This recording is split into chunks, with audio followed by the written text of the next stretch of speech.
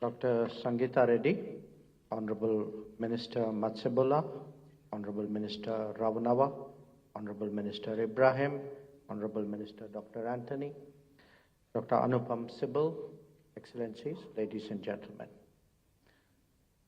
It is a great pleasure to address the valedictory session of the 12th International Health Dialogue. Now, some of you would be wondering why the External Affairs Minister is doing so.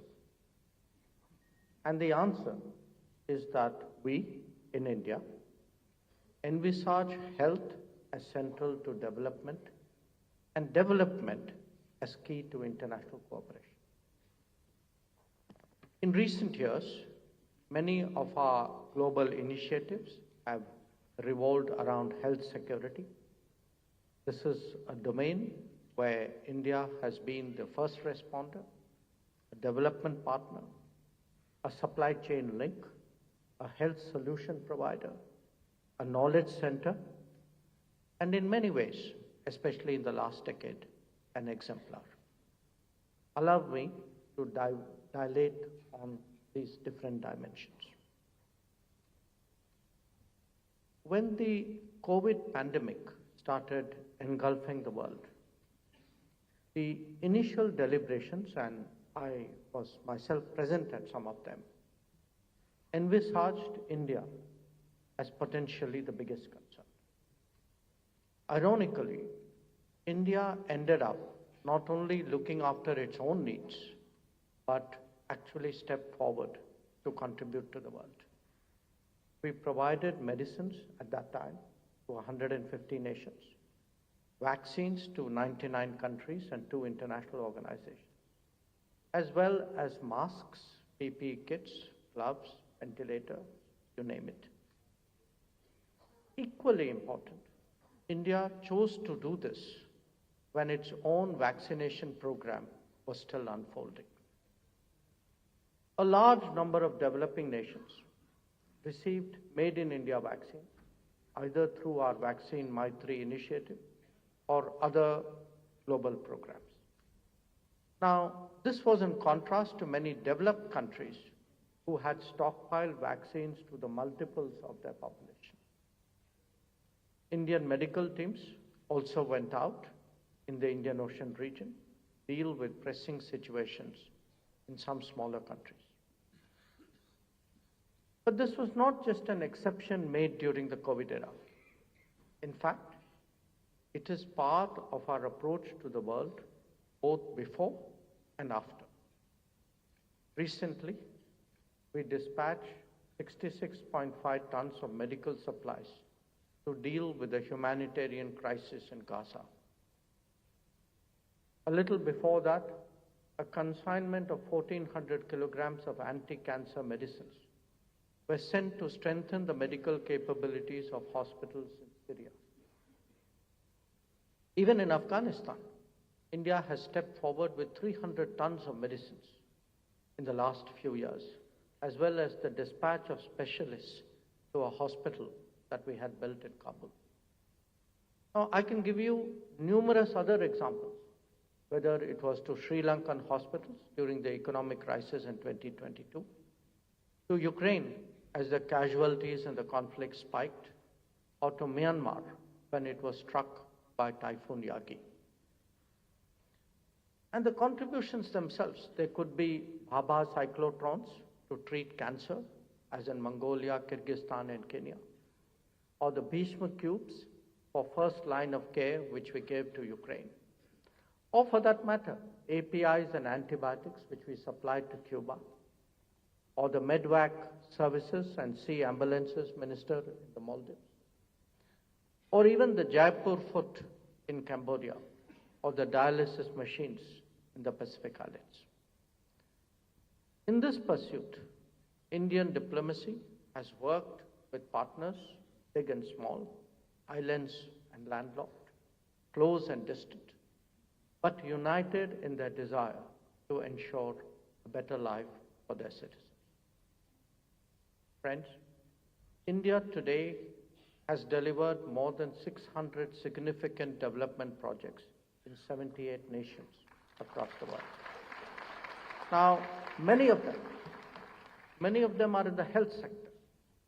In parallel, the private health industry of India has also contributed to facilities and capacities in different geographies, and I want to say today that we value this industry as a partner. From specialty hospitals to primary health centers, we have sought to make a difference across a wide spectrum. The COVID experience was a reminder to many nations to develop national capacities in this crucial domain. Here too, Indian companies have, as well as obviously the Indian government, we have sought to localize production and to strengthen capabilities. One of our significant efforts in this direction has been the E-Arogya Bharti initiative to train medical students and paramedics in Africa through online classes. By diversifying the production of medicines and expanding the scale of medical professionals, we are strengthening the ability of the Global South to address its core concerns. But today I also want to make another point. It's not just the Global South which requires a stronger medical partnership. So does the Global North. There is an acute shortage of doctors, of nurses, of health workers in a very large number of countries in the Global North, in North America, in Europe, Japan, in the Far East. And when we today negotiate mobility partnerships, one driver of this is actually to help them address their growing health needs, which obviously has to take into account an aging population. So that said, there are, these situations where the need for specialized care requires mobility. Indian hospitals have responded both outwards, as I said, but also inwards by developing modules to treat international patients. We see this particularly as a notable contribution to Global South societies for whom affordability and accessibility are key criteria. Through the Heal in India initiative, our government is committed to promoting medical value travel and making it easier for foreign patients to obtain treatment in India. Friends, as we seek to balance tradition and technology as the twin forces of national progress, it is also natural that we will explore the relevance of our own heritage and culture to the health of our people, and by the way, encourage other societies in a similar position to do so. Especially during the COVID period, there was a sharper realization of the utility and efficacy of traditional medicine to preventive healthcare, recovery, and wellness. India has the privilege to host the WHO Global Center of Traditional Medicine in Gujarat. As a government which created a department called Ayush to promote these very practices and treatments, we look forward to greater international cooperation in this sphere as well. This should be appreciated also in the larger context of an integrated view of human well-being. India has promoted the International Day of Yoga, the Lifestyle for Environment Initiative, LIFE initiative, and more nutritious practices such as the consumption of millets. But at the end of the day, a lot that India contributes is through its own progress and example. The Ayushman Bharat initiative, as you would have heard from other speakers, is today the world's largest government health insurance scheme. About 750 million of our citizens have received Abha IDs, and they have access to 360,000 healthcare facilities and 570,000 healthcare professionals. To do this on such a scale at our level of per capita income is actually a testimony to the power of digital public infrastructure. And that in turn reflects the deep commitment to good governance of the Modi government.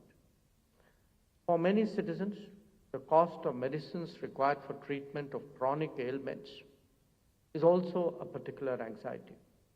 Here too, we have demonstrated through the 14,000 Jan Aushadhi Kendras, the People's Pharmacy, that caring policies and smart inventory management can bring down the costs of medicines for a common person. These are experiences I flag because they have a relevance and an application to others in the Global South. So, ladies and gentlemen, let me conclude today by underlining that in this day and age, healthcare is a fundamental right. It's not just a privilege. The Global South cannot be a hostage to uncertain supply chains and the vagaries of the global economy.